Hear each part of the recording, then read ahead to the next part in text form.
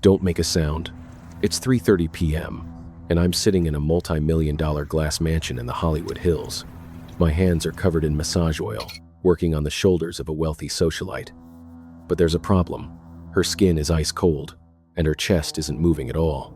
Yeah, she's dead, and the man who murdered her, her billionaire husband, Richard, is sitting on a velvet couch just 6 feet away from me. I can hear his heavy breathing. I can hear the ice clinking in his whiskey glass. He is watching my every single move like a hawk. But Richard isn't panicking because he thinks I am completely blind. He thinks I am just a clueless, disabled masseur who showed up at the wrong time. He and his mistress are using me to build a flawless, bulletproof alibi. What Richard doesn't know is that I am wearing these dark sunglasses not because my eyes are broken. I wear them to hide the fact that I can see absolutely everything. I can see the blood pooling on the pristine white rug. I can see the shattered crystal vase in the corner. And I know, without a shadow of a doubt, that if my eyes dart toward that blood, or if my hands even slightly tremble, I will not walk out of this mansion alive. Let me back up a bit and explain how I ended up massaging a corpse. My name is Alex. For the past 2 years, I have made a literal fortune working as a private, high-end masseur for the ultra-rich women of Beverly Hills. Now, you might be wondering, why would these paranoid, security-obsessed billionaires let a strange man into their private bedrooms? The answer is simple: my cane and my dark glasses. I market myself as a completely blind therapist. In the twisted psychology of the elite, a blind service worker is the ultimate luxury. Because I supposedly can't see them, these women let their guard down entirely. They don't feel judged for their aging bodies or their botched plastic surgeries. They talk on the phone about their husband's affairs, their tax fraud, their darkest family secrets, right in front of my face. To them, I am not a person. I am just a piece of furniture that happens to give great massages. And because of that, they pay me thousands of dollars per session and leave massive tips. It's a bizarre ecosystem, but I played my part perfectly. Today, I had a 3:30 p.m. appointment with Victoria Sterling. Victoria was a notorious Karen in the Hollywood circle. She was the kind of woman who would scream at a barista to the point of tears just because her latte was 2 degrees too cold. Everyone hated her. When my Uber dropped me off at her gated estate, I tapped my cane against the pavement, doing my usual routine. I rang the doorbell. It took an unusually long time for someone to answer. When the heavy oak door finally swung open, it wasn't the maid. It was Victoria's husband, Richard. He looked disheveled. His tie was loose, his breathing was shallow, and he reeked of adrenaline and sweat. "What the hell do you want? Who are you?" He barked aggressively. I didn't flinch. I kept my eyes unfocused behind my shades.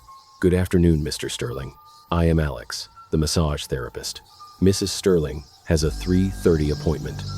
He stared at me for a long, uncomfortable moment. His eyes darted to my white cane. "You're the blind guy?"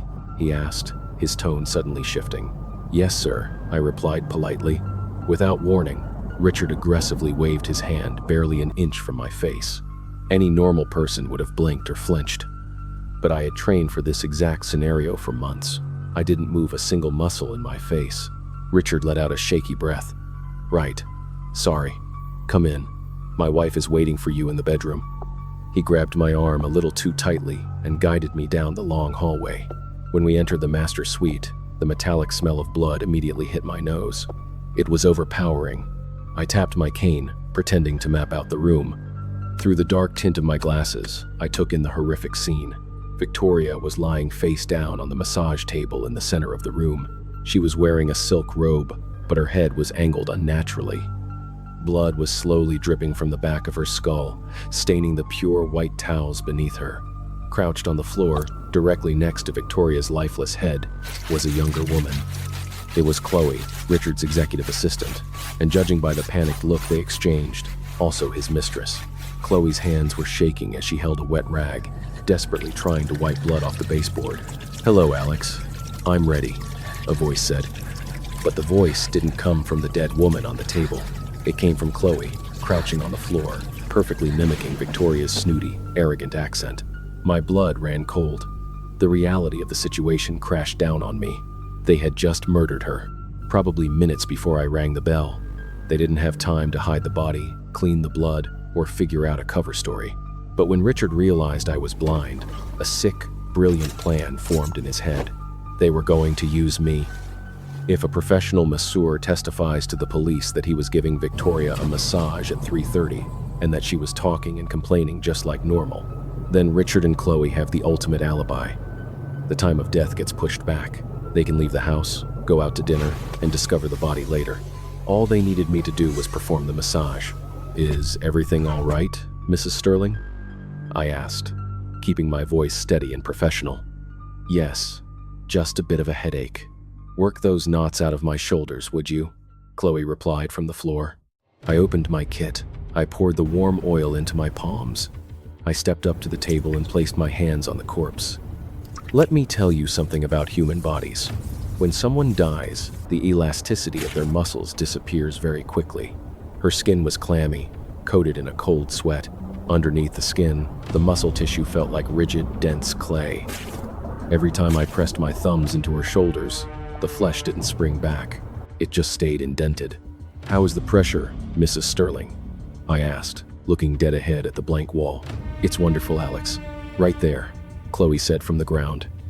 Out of the corner of my eye, I saw Richard sitting on the sofa, nervously biting his nails, his eyes burning holes into the side of my face. For 45 minutes, I lived in pure, unfiltered agony. Every second dragged on like an hour. I had to maintain the rhythm of a relaxing, deep tissue massage while fighting the overwhelming urge to vomit. I had to occasionally make small talk with a dead woman, while her killer's mistress answered me from the bloody floor. "You seem a bit tense today, ma'am," I noted casually. "Just stressful business meetings," Chloe lied smoothly. At the 4-5-minute mark, my timer finally beeped. It was the sweetest sound I had ever heard in my life. "All right, we are all done for today," I said, grabbing my towel to wipe my hands. "Thank you, Alex. I feel so much better," Chloe said, standing up carefully to avoid making noise. Richard quickly walked over and handed me 2 crisp $100 bills. "Great job. Here's a tip. Let me walk you to the door," he said, his voice barely hiding his relief. He escorted me out. I tapped my cane all the way to my waiting Uber.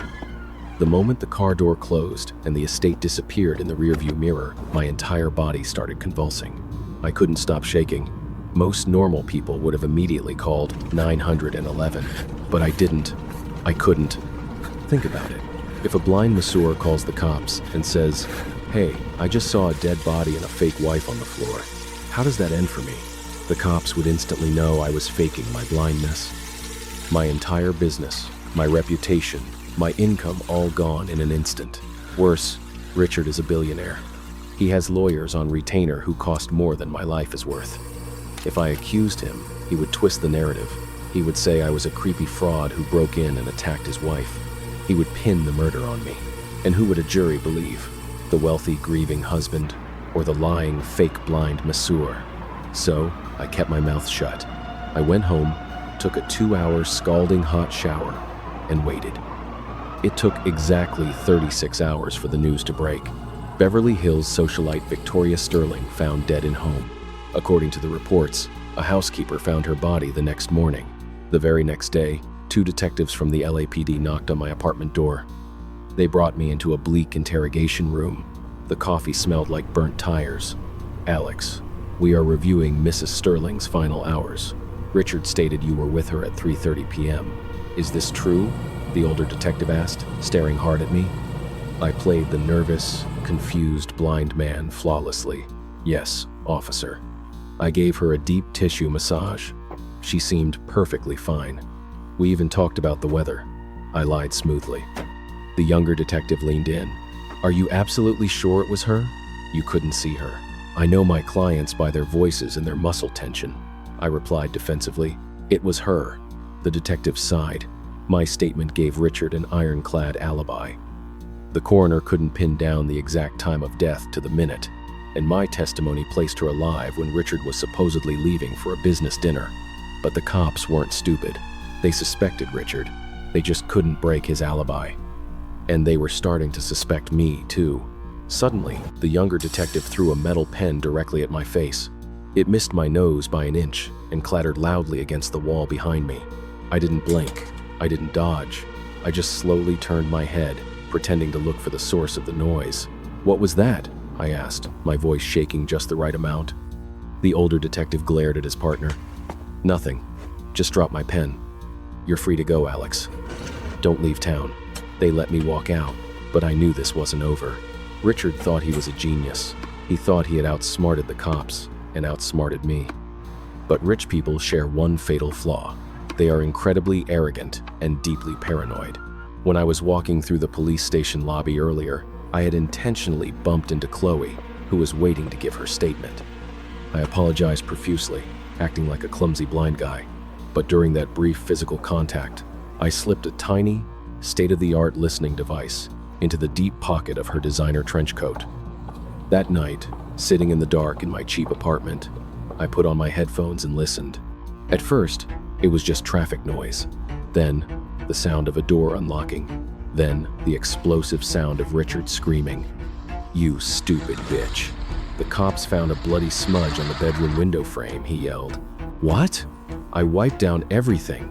I bleached the floor, the handles, everything. Chloe cried hysterically. "Well, you missed a spot. If they find your DNA on it, we are both going down." "It wasn't me, Richard, I swear." Maybe it was left over from when we dealt with Emily last year." Chloe stammered, terrified. "Emily." The moment she said that name, a cold smile spread across my face. You see, the public knew Emily as the Sterling family's young immigrant maid who had allegedly stolen a diamond watch and fled the country a year ago. But I knew the truth. On the recording, Richard's voice turned cold and calculating. "Listen to me, Chloe. I haven't secured the trust fund yet. If I get arrested, my wife's family gets everything. We get nothing." "What are you saying?" Chloe sobbed. "I need you to confess," Richard demanded. "Tell them Victoria found out about us. She attacked you, and you hit her in self-defense. I will hire the best legal team on earth. You'll get manslaughter, do maybe 3 years. When you get out, I'll have the billions, and we'll get married." It was a brilliant manipulation. He was throwing her under the bus to save his own skin, using greed and fake love as the bait. "But what about Emily? What if they dig in the woods behind the pool?" Chloe asked, her voice trembling. "They won't. Just take the fall for Victoria, and I promise you will live like a queen." I didn't need to hear anymore. I immediately exported the audio file. I masked my IP address, scrambled the source, and emailed it to the district attorney, the LAPD, and every major tabloid network in Los Angeles. The next morning, the internet exploded. The audio was playing on every news channel. The hashtags were trending worldwide. Faced with a lifetime in prison and realizing Richard was playing her, Chloe completely snapped. She cut a deal with the prosecutors. She flipped on Richard. She told the cops everything. How Richard struck Victoria with a bronze statue during a vicious argument over a prenup. And, more importantly, she led the police dogs straight to the woods behind the estate. They dug up the skeletal remains of Emily. The real story came out. Victoria and Richard had caught Emily breaking a vase. In a fit of psychotic rage, they locked her in the basement. They starved her, abused her, and when she tried to fight back, Richard beat her to death while Victoria watched. Then, they paid Chloe to help bury the body and plant the fake story about the stolen watch. The trial was a media circus. In the end, Richard and Chloe were both sentenced to life in prison without the possibility of parole. Justice, it seemed, was finally served. The media painted me as the ultimate lucky survivor, the clueless blind man who unknowingly walked into a den of monsters and miraculously made it out alive. But there is no such thing as miracles. And there is definitely no such thing as luck. You see, Emily wasn't just a maid. 7 years ago, Emily and I ran away from our miserable, abusive homes in the Midwest. We came to Los Angeles with $50 in our pockets and a dream to build a life together. She was the kindest, brightest soul I had ever met. She was my fiancée. When she went missing, and the cops bought Richard's lie about her running away to Mexico, I knew the system was rigged. I knew the police would never, ever investigate a billionaire over the word of a broke construction worker. I wanted to burn his house down. I wanted to shoot him in the street. But that would just land me in jail, and the truth would stay buried forever. So I devised a different plan. I realized that rich people are immune to everything, except their own vanity and their own secrets. I bought a white cane. I bought dark sunglasses. I spent a grueling year mastering deep tissue massage, and another year perfectly acting out the mannerisms of a blind man. I started at the bottom, offering free services to low-level influencers, slowly working my way up the social ladder. It took me 2.5 years to finally get recommended to Victoria Sterling. For 6 months, I was her personal therapist. I listened to her gossip. I learned the layout of the mansion. I learned about Chloe. I hacked into Richard's computer and found the explicit photos of him and Chloe. And yesterday, exactly 2 hours before my massage appointment, I used a burner phone to anonymously text those photos to Victoria, along with a message saying Richard was planning to divorce her and leave her with nothing. I knew Richard was home. I knew Victoria's explosive temper. I knew they would confront each other. And I knew, with Richard's history of extreme violence, how that confrontation would end. I manipulated them into destroying each other. And that mysterious, bloody smudge on the bedroom window frame, the one that caused Richard to panic, scream at Chloe, and confess to Emily's murder on the wire I planted? Yeah, I didn't accidentally leave it there. When I was walking out of that bedroom, pretending to fumble with my cane, I deliberately picked up the bloody rag Chloe used and smeared it against the glass. I knew there were no readable fingerprints. I gave the cops a ghost clue, knowing Richard's extreme paranoia would make him blame Chloe. Richard and Chloe thought they were using a helpless blind man to cover up a murder. The LAPD thought they brilliantly solved a cold case using an anonymous tip. The media thought they were watching the tragic collapse of an elite dynasty. None of them realized the truth. I was never a victim. I was never a witness.